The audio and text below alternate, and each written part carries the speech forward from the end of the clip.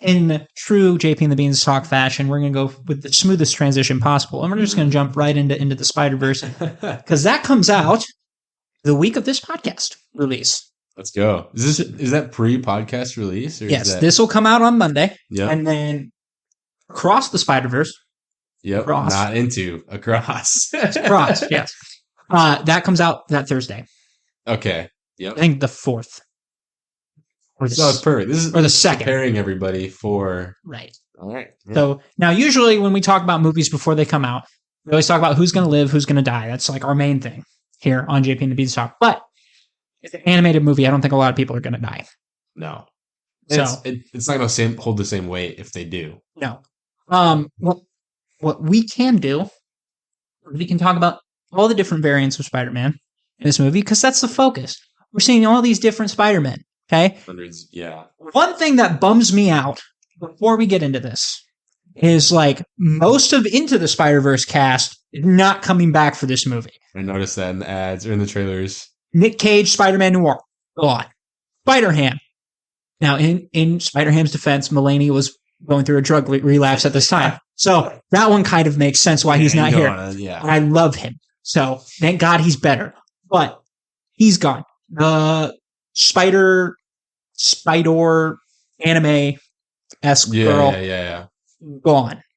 So that's half the squad at least. And I'm trying to think if I'm missing a Spider-Man, but I don't think I am because Miles is coming back, Gwen's coming back, Yeah. and 2099. And Spider-Man, Peter B. Parker. Yeah. 2099 was in the first one, right? At the end. Briefly, yeah. You see him recruiting Spider-Man because the wrist thing, right. Yeah. The last one he recruits is the 1960s cartoon, and then they do the meme, and then it ends. Yep. Yeah.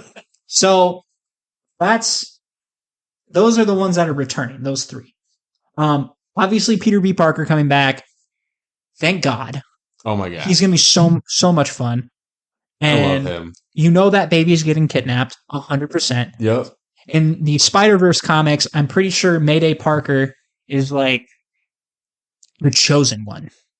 Okay. Like Mayday Parker? Yes. So in the original Spider-Verse comics, it was these vampires essentially, but they feasted on animal spider totems is what they call them. So anybody they feasted on Spider-Man in different universes. Like they killed them, ate them. That's how they got their energy from.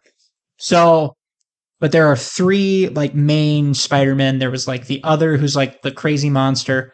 Then there's the chosen one essentially, and then there's one other one, whatever. So there's like this huge prophecy. These are who are going to take the vampires down, etc. My guess is she's going to be the main like.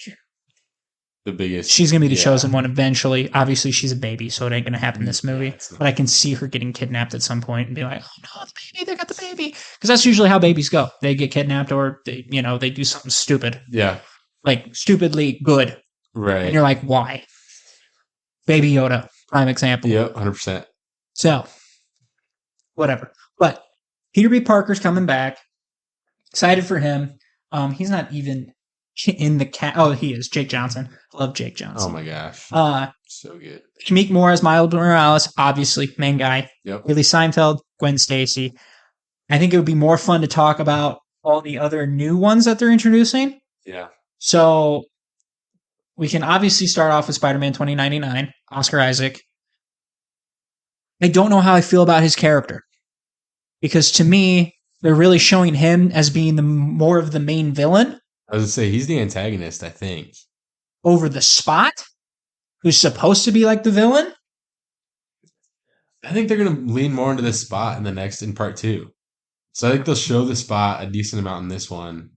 And I honestly, so what I think the dad's going to die. I think Miles' dad's going to die. Really? Yeah, I do. I think, because, I mean, from what I've heard, like, I think the 2099, there's a lot of, I think his kids are in danger too in some capacity or something like that. And then the dad's somehow going to get sacrificed, and it'll be a similar thing to Spider-Man No Way Home, where he messes something up in the multiverse. See, because that's where it gets interesting, because something pits 2099 against Miles. Yeah. So something pits, we don't know at this point in time. And I don't know if, to me, he wants to save somebody that 2099 thinks he has to eliminate because they will be the doom of interesting. of all the Spider-Men. So kind of a thing on the you prophecy. think it'll be like an ethical thing of like you can't kill somebody that's right like this, where Miles Morales is just like, well, we have to save them because Well, that's he was already super pissed about No Way Home's Spider-Man. yeah, that was so funny. Which, by the way, the fact that they're like, no, that is not the 616, that is 1099.99 is awesome. Yep. Okay, leave the 616 as the comics. That's how it should be. But he was already pissed about that. So to me, I'm trying to figure out like what the anomaly is. And it's either going to be with Spider-Gwen. They already dropped a poster where she's falling and Miles is trying to save her. Which, by the way, if she dies the same way as the other Gwens, that's hilarious in my opinion. But it won't happen. To me, I think what's more likely is that Peter was not supposed to have Mayday. Oh, interesting. And because he went to another dimension and came back, he had that kid. But that kid was not supposed to happen. He was not supposed, that universe, he was not supposed to get back together with MJ. His life was supposed to be depressing. But it's because of the Kingpin's deal. Right. And so now that kid is an anomaly. Yeah. And they think that that kid is going to be the Ender, essentially, the chosen one. That is my thought process. Because I can't think of anything else that would make Miles be like, what are you doing? Like, why are we going up against each other? Yeah. And it looks like this Miguel O'Hara is like so far down the rabbit hole. Like, he was crazy a little bit. Right. He needs something to snap him out of it. So he lost somebody important to him, whether that's his wife, his lady, most likely it's his lady, or his kid. I don't know. But that's my thought process. Interesting. I could definitely see that being the case. I guess I hadn't processed through all that. I just did it now. Yeah. So. And I feel like in the past with this podcast, you have a pretty good history of guessing, honestly. Or we're way off. You should keep like a tally of how many times you're right. Suicide Squad, we were pretty accurate. Like if we go back on that one, we were pretty accurate. Yeah. But then if you go back to our No Way Home predictions, terrible. So off. Nothing close. Which I'm happy about. Yeah. But like I don't think, obviously I think something else is going to happen and Miguel and them will like be like, okay, put it aside. We have a bigger threat because there is this bigger threat that's been rumored. Like it was rumored at the end of Into. And so to me, it's like, I don't think the Spot is that guy. I do not think the Spot is the big bad. Yeah. I think he will be a focus because I think he's going to be more of like, because he's the portal to the multiverse, essentially. He's a living portal. So I think he's going to be more of like a catalyst. I don't think he's going to be the main villain, and I don't know who it will be. So remind me, what happened to Kingpin at the end of Into? Can't remember. Did he die? I can't remember that either. Or did they send him into like some multiversal I want to say he dimension? Because I mean, from what I've heard, I think Kingpin hired this Spot in the comics, correct, to create that machine. Right? That might be right. Because he said he's like hired him for the cloak or whatever that helped him travel across, and he wanted to create a similar thing to get his wife and kids back. But I can't remember what happened to Kingpin at the end of Into. I know there was a huge battle. I got hit by a train or something like that. I think he went into a different multiverse. Yeah, I don't know. Huh, okay. I'm trying to figure that. I'm sorry. I was like half listening, and then I was also looking it up. And yeah, because Miles electrocutes the crap out of him. Yeah. I think he just sends him into the multiverse. I think that's what happened, right? Fisk. So electrocuting and incapacitating Fisk long enough to use his own body to push the button that caused the machine to implode and ultimately destroyed it. No, so he got arrested. Oh, cool. Okay. That's it. So I wonder if, I don't know that he's big enough he's a street level villain. I don't know that he's big enough to have anything. Spot's so weird. Yeah. It's so weird that it's a fun choice, but man, I just can't see him being the main choice. Well, in the comics, he's always downplayed. Like, he's a side character, not that important. Right. Not that powerful. me, it's also interesting that they strayed away from Morlun, who's like the main Spider-Verse vampire leader guy. Oh yeah, That was always interesting to me that they just chose not to follow that at all. right. Especially when it's something that has like so many roots in the Spider-Verse, like where Right. all the other Spider-Men are. So yeah, Right. I don't know. But so okay. Yes. So we have Miguel. We're getting a different version of Jessica Drew than the comics. The only thing they kept the same was that she's pregnant. Yep. So this time she's more of a hip black lady than just a white Yeah, Hydra agent, former Hydra agent. they showed a picture in the preview or in the trailer, a very quick clip of the like comic accurate Jessica Drew. Oh, they did show a comic accurate one. That's they did. interesting. Yeah, So I'm very curious to see what they'll do with her character. Because to me, it's just going to be a new take, which is completely fine because Jessica Drew is not that well known in the first place. no. So you don't hear about Spider-Woman, you hear about Spider-Girl. And it's the Spider-Verse, right? right? Like the whole thing is going to be do whatever you want. Different takes on different spiders. So have fun with it. Yeah. Go crazy. So, but I think the most interesting part though is out of all of it, like they're like, you know what we're going to keep? Because this was Jessica Drew in the comics main like thing that they advertised. Pregnant. Yep. That was like the whole thing. She's pregnant. So they got a pregnant lady running around. I just think that's a weird choice. Yeah, I agree. So like if she's going to be making pregnant lady jokes all the time, that feels like that's what it's going to be. Because that's the staple of her character. So did she have a motorcycle? I think she did. So she's probably going to be a badass. Yeah. But again, why are you making her pregnant? I don't know. Have you heard the clip of Stan Lee talking about why he created Spider-Woman? No. He just thought that somebody else was going to steal the word Spider-Woman, so he wanted to create a comic first. I don't blame him. No, I don't either. I think that's a great idea. Shit, they just introduced Spider-Boy. Did they? Oh, yeah, they did. Yeah. Yeah. And that whole thing was like, it was another Spider-Verse event because after the first time, they're like, we can make so much money off the different versions of Spider-Man. Let's do another one. He comes in and he's like, you don't remember me? Like, no one remembers him at all. Like, he's been erased from everyone's minds and histories. Yeah. But he's just like, he's been Spider-Man's Robin the whole time. And it's like, what? What are you talking about? What? Why? Yeah. Why are we doing this? Oh, so, weird.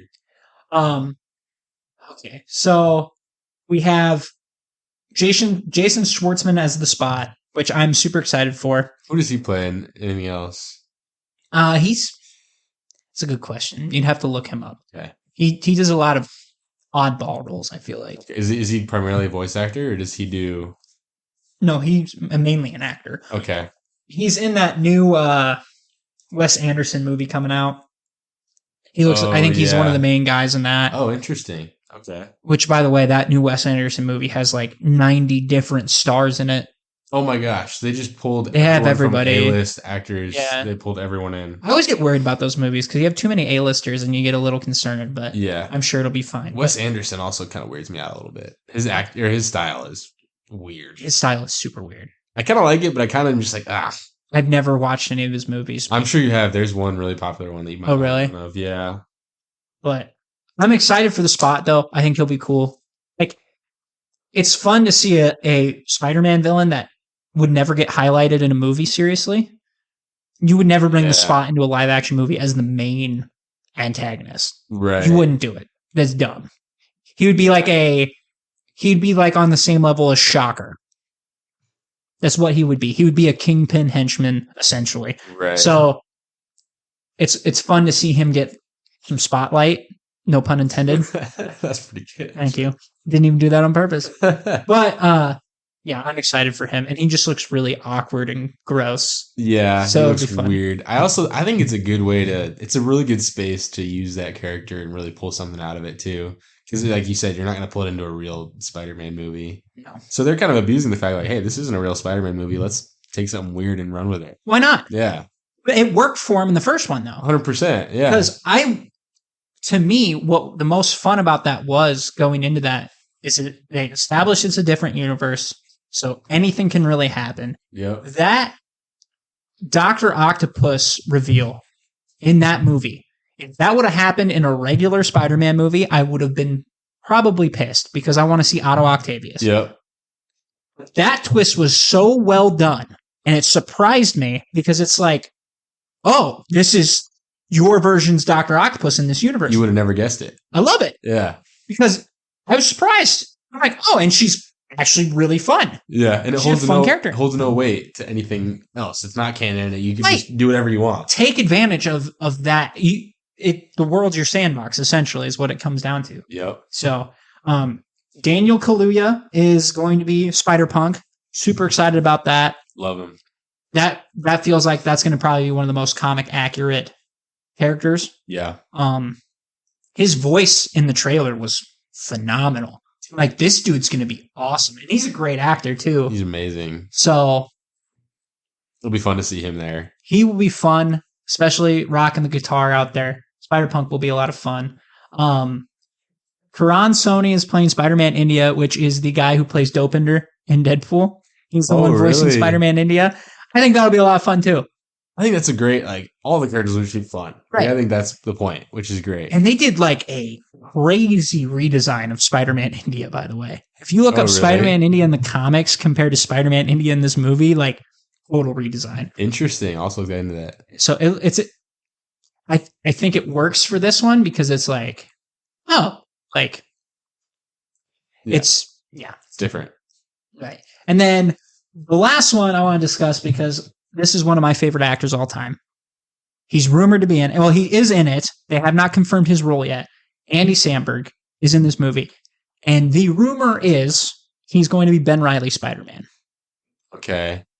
which would be super awesome. That would be amazing. He would be a great Ben Reilly. I could also he'd be a great Spider-Man. He would be. He'd be He's a got the great voice. He's, right. Oh my gosh. I love Andy. So I'm very, especially if they go with the Ben Reilly route where he's more of like a fun Ben Reilly instead of like the crazy Ben Reilly. Because Ben Reilly in the comics in the last 10 years, it's not gone well for Ben.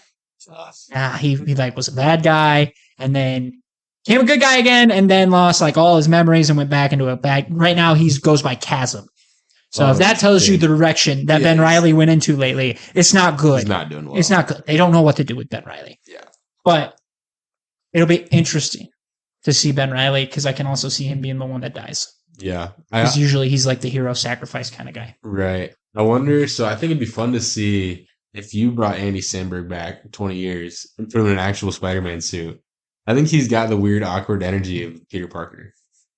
Like, I could see that. I mean, I'm thinking specifically of Brooklyn Nine-Nine. Right. He's awkward and he's smart, but he's just misguided a little bit. Like, I don't know. I love Andy, but I don't know what character I would really want to see him play in a superhero movie. I can't see him ever being a villain. No. Can't take him seriously. Right. I would almost, because I've been thinking a lot about Booster Gold lately, because for some, I don't know. A couple episodes earlier, I actually was like, Zac Efron would do a really good Booster Gold. Who's Booster Gold? He's a DC character. Okay. He's like this cocky guy from the future. Gotcha. And he's like, he thinks he's a lot better than he is. Like, that's his whole thing. That's Zac Efron. Right. I can see Zac Efron do that. Honestly, Andy Samberg could do that too. Yeah. I could almost see Andy Samberg being a Deadpool. Like, that kind of style would do really well for him. It's very interesting. Yeah. I would definitely like to see him write like a Deadpool animated show or something like that. I think it would do really well. Amazing. So, all right. That is pretty much puts a wrap on the Into the Spider-Verse. I think that's the best we could like go into without like, because I think we've established that movie could go in any direction, and the trailers have done such a good job at giving us nothing. Literally nothing. Yeah. Because I think the Miles versus 2099 is a red herring, and I don't think that fight will last as long as it's being portrayed. Mm. And this is a part 1 of part 2, so the story does not end in this part. It ends in the second part. Right. So, do you know when that's slated to come out? Second part, I want to say the following year. Oh, interesting. That's quick. I want to say, let me look that up real quick. See, I think that I could see this Spider-Man versus Spider-Man 2099 going further than what we think. Like, I could see that being the main battle throughout the whole movie. is being that fight against the two of them. Like I could see him being the main antagonist, like having gone crazy and doing all that, like kind of a Killmonger-esque where he's got really good intentions, but he just goes about it the wrong way. Right. I could see that. But I don't know. I'm not familiar enough with the comics on this, but yeah, I like 2099. I think that would be a good route to go. So it's called Spider-Man Beyond the Spider-Verse, March 29th, 2024. It's so funny. Why do all the Spider-Man movies recently all have such similar names? Make it so confusing to talk about. Far From Home, No Way Home, Homecoming, the Home trilogy, essentially. Into Across, Beyond. To me, it feels like they're just trying to separate it because you go the Raimi trilogy and then you go right Garfield 2. I don't know what you call the Garfield one, and then the MCU Spider-Man trilogy is usually what they go by. So I don't know if they're being like, okay, this is the Home trilogy. Next trilogy was with Tom. It'll be something different.